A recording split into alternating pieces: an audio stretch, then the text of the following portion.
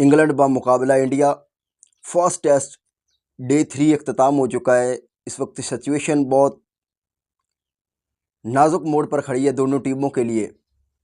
इस वक्त जो टीम इंडिया है उसके पास एक स्ट्रॉन्ग पोजीशन है कि वो कम बैक करके इस जो टेस्ट है इसको जीत सकता है, क्योंकि लगभग इंडिया ने 471 रन्स किए जो पहली इनिंग थी।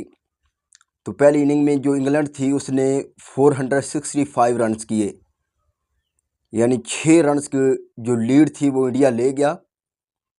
इंडिया ने कोई इतनी खासी अच्छी बॉलिंग नहीं की और बॉलिंग के साथ साथ उन्होंने कैचेस भी बहुत ड्रॉप किए, क्योंकि इंग्लैंड के दो दिग्गज बल्लेबाज थे हैरी ब्रूक, उसके 3 कैचेस ड्रॉप किए इंडिया ने। हालांकि जब हैरी ब्रूक 8 रन पर खेल रहे थे तब उनका कैच ड्रॉप हुआ जसप्रीत बुमराह की बॉल पर, और 82 पर ड्रॉप हुआ। वो 99 रन्स की इनिंग खेल गए। इसकी वजह से जो टीम इंडिया थी अब वो बहुत ज़्यादा मुश्किल में आ चुकी है, पैनिक का शिकार है टीम इंडिया। हालांकि 6 रन्स की जब आपको लीड मिली है तो कोई इतनी बड़ी ज़्यादा लीड नहीं मिली, क्योंकि आपको एक नए सिरे से टारगेट सेट करना है दूसरी टीम के लिए।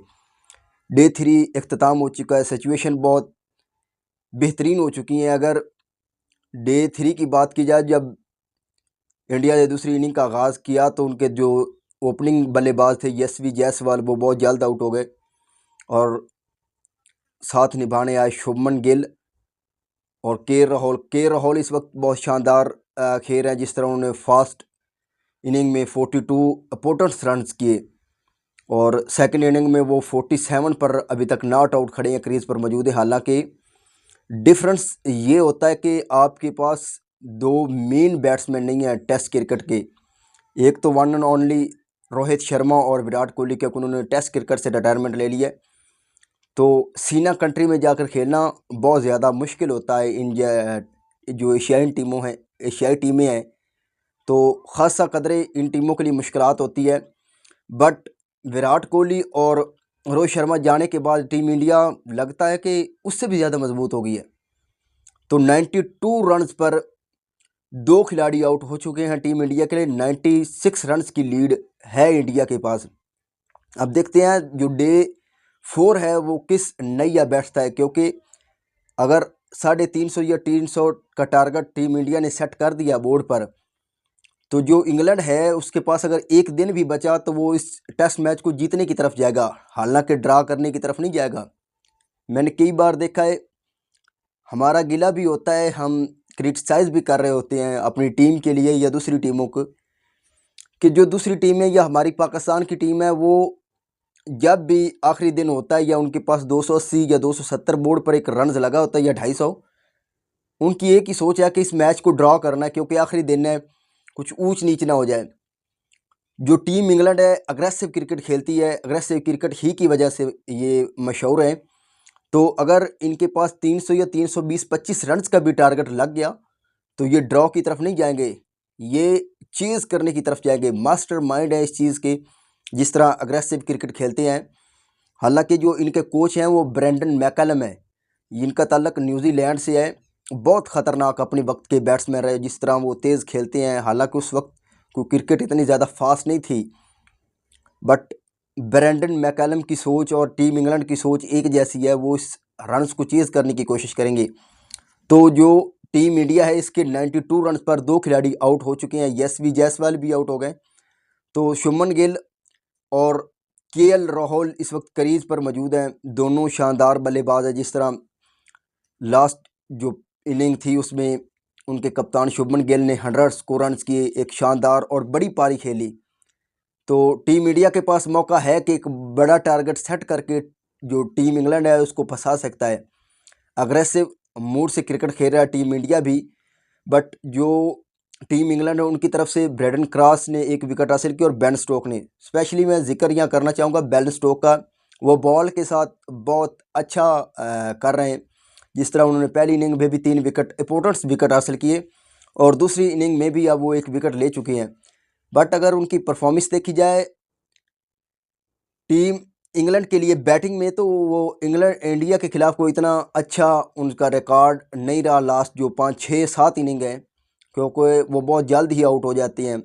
और अगर कल बेन स्टोक अगर और रन्स कोई 30-40 ऐड कर देते तो इंग्लैंड कहीं ना कहीं 40 और 50 रन की लीड ले जाता। मौसम वेदर अब चेंज हो चुका, जिस तरह मुख्त टीमों ने कल स्वेटर निकाल लिए थे। इससे पहले मौसम काफ़ी गर्म था, कंडीशन काफ़ी हार्ड थी, बट अब मौसम जैसे वेदर चेंज हुआ, शायद उस तरह पिच की जो कंडीशन है वो चेंज हो और बॉलर के लिए सूटेबल साबित हो जाए। तो जो दूसरी तरफ अगर उनके बात की जाए इंडिया के, तो जो उनके फास्ट बॉलर हैं जसप्रीत बुमराह, उन्होंने वर्ल्ड रिकॉर्ड बना दिया है। सीना कंट्री में सबसे ज़्यादा वसीम अकरम से सबसे ज़्यादा विकेट हासिल कर चुके हैं। तो उन्होंने अपने जो सीना कंट्री है उसमें कपिल देव थे जिन्होंने 12 फाइफर मारे थे, बट अब जसप्रीत बुमराह ने कपिल देव का रिकॉर्ड बराबर कर दिया है। 12 फाइफर जसप्रीत बुमराह ने भी लगा दिए हैं। तो अब देखना ये है कि अगर जसप्रीत बुमराह एक और फाइफर मार देते हैं तो वो सीना कंट्री में सबसे ज़्यादा फाइफर मारने वाले खिलाड़ी बन जाएंगे।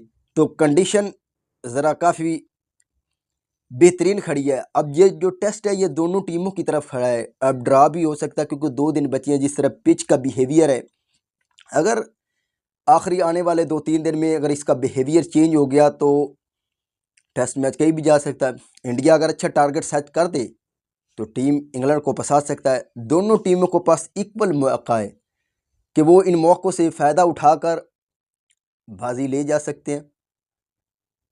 पहले जो टेस्ट मैचेस होते थे उनका मसला ये होता था कि हार जीत का कोई इतना ज़्यादा इंप्रेशन नहीं होता था।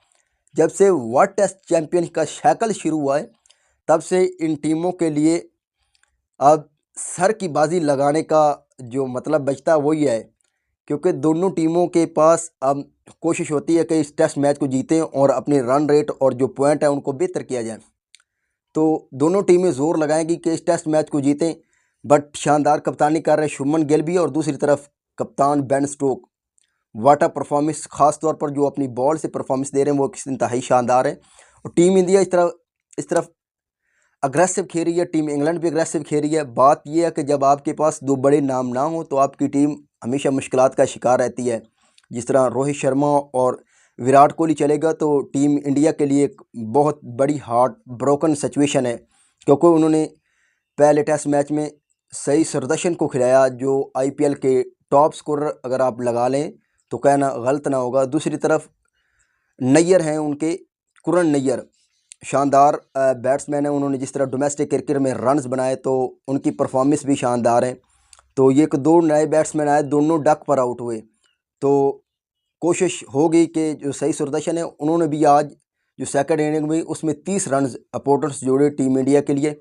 देखते हैं कि अब ये जो नैया है ये किस तरफ बैठती है।